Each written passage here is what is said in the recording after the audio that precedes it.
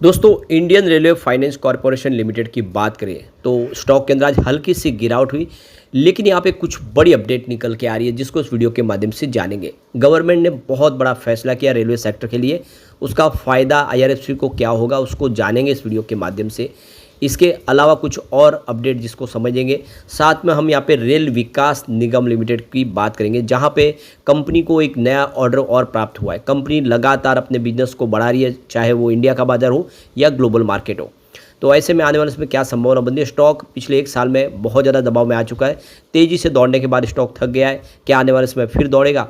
साथ में हम यहाँ पे आईआरसीटीसी की बात करें तो यहाँ पर भी कुछ बड़ी अपडेट निकल के आ रही है। मैनेजमेंट में कुछ बदलाव हुआ है, कुछ नई अपॉइंटमेंट हुई है। समझने की कोशिश करेंगे इस मोनोपोली शेयर की आगे की क्या संभावना बनने वाली है। साथ में हम नेस्ले इंडिया को डिस्कस करेंगे जिसने एक शेयर के ऊपर एक शेयर बोनस देने का ऐलान कर दिया है। लेकिन फ्रेंड्स, उससे पहले अगर आप पहली बार हमारे चैनल पर आए तो चैनल को सब्सक्राइब कर दीजिए, एक बेल आइकॉन दबा दीजिए ताकि जब भी नया वीडियो बने पहला नोटिफिकेशन आपको मिले। वीडियो पसंद आए तो लाइक शेयर जरूर कीजिए। चलो फ्रेंड्स, वीडियो स्टार्ट करते हैं। मैं हूँ आपका दोस्त एसबी दवे और हमारे अपने चैनल ऑनलाइन कमाई में आपका बहुत बहुत स्वागत है। तो सबसे पहले आईआरएफसी के कारोबार की बात करें, 127 पर आज क्लोजिंग थी जहाँ पे 0.72% की गिरावट देखने को मिली। वैसे इंट्राडे में 129 तक गया था और आपको ये पता होगा कि 229 इसका ऑल टाइम हाई है। उससे लगभग 100 रुपीज़ नीचे स्टॉक इस समय आपको दिखाई दे रहा है। तो वाकई में बहुत ज़्यादा डिस्काउंट में स्टॉक है इस समय। इसके अलावा देखें तो आईआरएफसी ने यहाँ पे एक्सचेंज को अपनी कॉन्फ्रेंस कॉल की जानकारी शेयर कर दी है, वेबसाइट पे उसको अपलोड कर दिया है। तो कॉन्फ्रेंस कॉल के दौरान जो अर्निंग कॉल हुई है उसमें कंपनी के मैनेजमेंट ने रिजल्ट को लेकर क्या बातें की उसको सारा का सारा यहाँ पे शेयर कर दिया गया है। तो आप देखिए कंपनी की तरफ जो सीनियर मैनेजमेंट था उन्होंने अपनी राय रखी है और जिसमें आप देखो कि चाहे वो मिस्टर मनोज कुमार दुबे जो चेयरमैन और मैनेजिंग डायरेक्टर है, इसके अलावा आप देखो कि मिस्टर रणधीर शाह जो डायरेक्टर फाइनेंस है, उन सब ने अपनी राय रखी है जिसकी जानकारी शेयर कर दी। तो अब वेबसाइट पे जाके आप इसको देख सकते हैं और अपनी सारी की सारी जानकारी ले सकते हैं।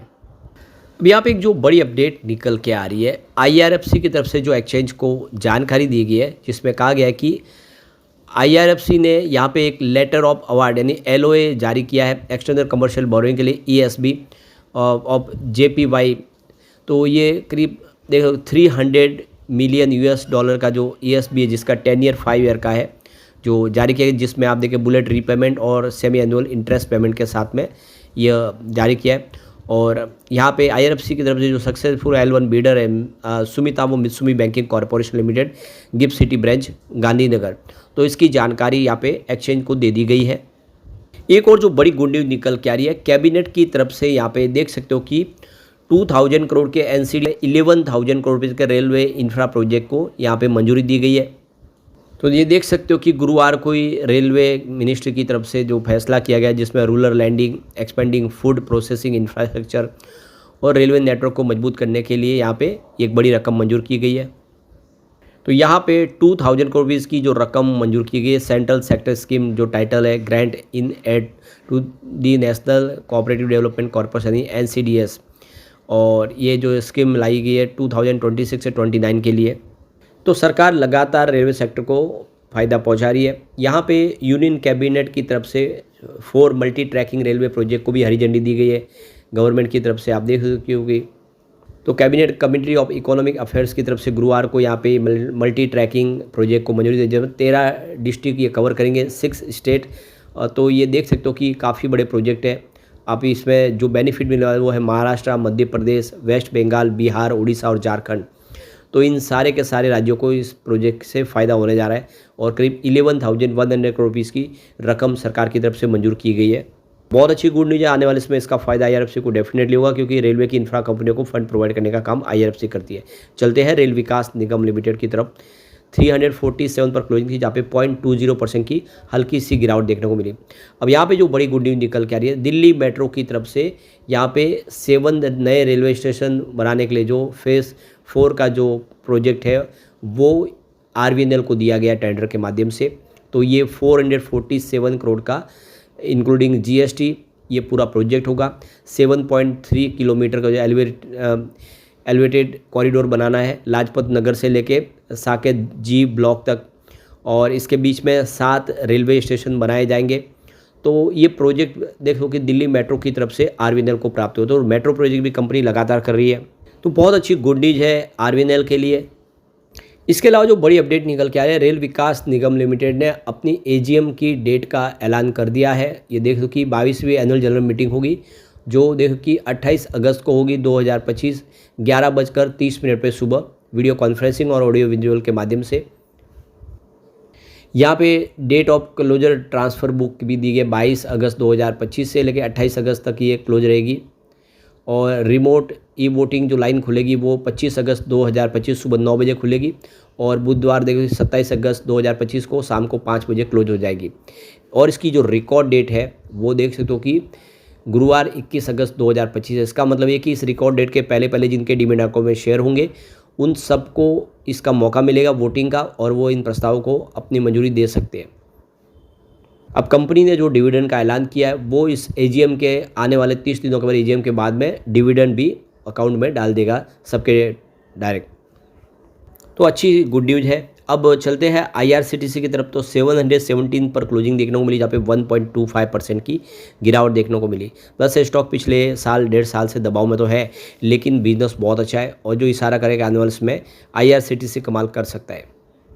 एक जो बड़ी अपडेट और निकल के आ रही है, सीनियर मैनेजमेंट में बदलाव हुआ है। आप देखें तो 31 जुलाई 2025 से यहाँ पे श्री लोकेश रवि कुमार जो अपने पद से अब यहाँ पे जो डायरेक्टर के तौर पे थे कैटरिंग सर्विस और केएमपी, अब वो अपनी सेवाएं नहीं देंगे क्योंकि 31 जुलाई से उनका कार्यकाल पूरा हो रहा है, क्योंकि उनका रिटायरमेंट हो चुका है। ऐसे में वो भी यहाँ से अपनी सेवाओं को क्लोज करने जा रहे हैं। तो जैसे कि यहाँ पे इनका कार्यकाल पूरा हो गया है, तो नई अपॉइंटमेंट के तौर पे अगर आप देखें तो यहाँ पे श्री मनोज कुमार शर्मा को अब ये पूरा कार्यकाल उनका आगे बढ़ाना है, ये जिम्मेदारी उनको सौंपी गई है। वो यहाँ पे डायरेक्टर होंगे कैटरिंग के डिवीज़न के, और आने वाले समय वो अपना कार्यकाल पूरा करेंगे। तो 1 अगस्त 2025 से ये एडिशनल इनको जो है चार्ज सौंपा गया है। इससे पहले वो ऑलरेडी अपने डिपार्टमेंट उनके पास है, तो ये कैटरिंग सर्विस का डिपार्टमेंट भी वो अभी संभालेंगे जब तक कि नई अपॉइंटमेंट ना हो जाए। अब किसके पास क्या क्या पद है एक बार अगर उसको हम अच्छे से समझें, तो श्री संजय कुमार जैन जो चेयरमैन और मैनेजिंग डायरेक्टर है, और श्री सुधीर कुमार जो डायरेक्टर फाइनेंस और एडिशनल चार्ज इनके पास है। इसके अलावा श्री मनोज कुमार शर्मा जो डायरेक्टर कैटरिंग सर्विस, ये भी इनके पास एडिशनल चार्ज है जो अभी सौंपा गया है। श्री राहुल हिमालयन जो डायरेक्टर है टूरिज्म और मार्केटिंग के। इसके अलावा श्री शिवेंद्र शुक्ला जो गवर्नमेंट नॉमिनी डायरेक्टर है। इसके अलावा श्री मनोज कुमार गंगेजा जो गवर्नमेंट नॉमिनी डायरेक्टर है, और इसके अलावा श्री देवेंद्र पल भाटी इंडिपेंडेंट डायरेक्टर है, और श्री संजय गौर जो इंडिपेंडेंट डायरेक्टर के तौर पे है, और श्री यहाँ पे नामगयाल वेंगचुक जो इंडिपेंडेंट डायरेक्टर के तौर पे है। तो ये कंपनी के मैनेजमेंट में है। अब चलते हैं हम नेस्ले इंडिया लिमिटेड की तरफ। 2274 पर आज क्लोजिंग थी, 1.20% की तेजी देखने को मिली। तो कंपनी ने ऐलान किया है बोनस देने का, एक शेयर के ऊपर एक शेयर कंपनी बोनस देने जा रही है, जिसकी वजह से एक पॉजिटिव माहौल बनाए। तो अच्छी तेजी आज देखने को मिली। इस समय मार्केट कैप कंपनी का देखें तो 2,19,317 करोड़ के आसपास है, काफ़ी बड़ी कंपनी है। यहाँ पे कंपनी ने अपनी रिकॉर्ड डेट भी दे दी है बोनस के लिए, तो 8 अगस्त 2025 इसकी रिकॉर्ड डेट फाइनल कर दी गई है। यानी 8 अगस्त के दिन जिसके डीमैट अकाउंट में शेयर होंगे उन सबको ये बोनस का फ़ायदा मिल जाएगा। तो कंपनी का बिजनेस बहुत ही शानदार है। यहाँ पे देख सकते हो कि करीब 2,77,000 एम्प्लॉयज़ कंपनी में काम करते हैं, और पूरे दुनिया में देखें तो 185 कंट्रीज़ के अंदर कंपनी का कामकाज है, और 2000 के आसपास इनके पास ब्रांड्स है, और एफएमसी सेक्टर की बहुत मजबूत कंपनी है। और अब आप देख सकते हो कि आने वाले समय कंपनी बोनस देने जा रही है। Q1 की बात करें तो कंपनी का जो यहाँ पे रेवेन्यू उसमें 5.86% की ईयर बेसिस पे वृद्धि देखने को मिली, जो देख लो कि 4,814 करोड़ से बढ़ के 5,096 करोड़ के आसपास पहुंचा। लेकिन Q-on-Q बेसिस पे 7.41% की गिरावट हुई, जो कि पिछले क्वार्टर में 5,504 करोड़ के आसपास था। नेट प्रॉफिट में भी हल्की सी डिक्लाइन देखने को मिली है 11.78% की, जो 747 करोड़ के आसपास पिछले एक साल पहले था, जो अब 659 करोड़ के आसपास रहे। और 25.54% की Q4 के दरमियान भी यहाँ पे गिरावट देखने को मिली। Q4 में 885 करोड़ का प्रॉफिट था, तो कुछ कमी रह गई, इस बार रिजल्ट थोड़ा कमजोर है। लेकिन ओवरऑल आने वाले समय कंपनी की उम्मीद बहुत ज़्यादा है, बिजनेस मॉडल अच्छा है, ऐसे में आने वाले समय बोनस का फ़ायदा उठाया जा सकता है। लेकिन फ्रेंड्स, कोई भी इन्वेस्टमेंट करने से पहले अपने फाइनेंशियल एडवाइजर से एडवाइस ले ले या अपना खुद का रिसर्च करें, क्योंकि मैंने वीडियो आपके एजुकेशनल पर्पज़ के लिए ही बनाया। वीडियो पसंद आए तो लाइक से जरूर कीजिए और चैनल को सब्सक्राइब कर दीजिए। Thank you friends.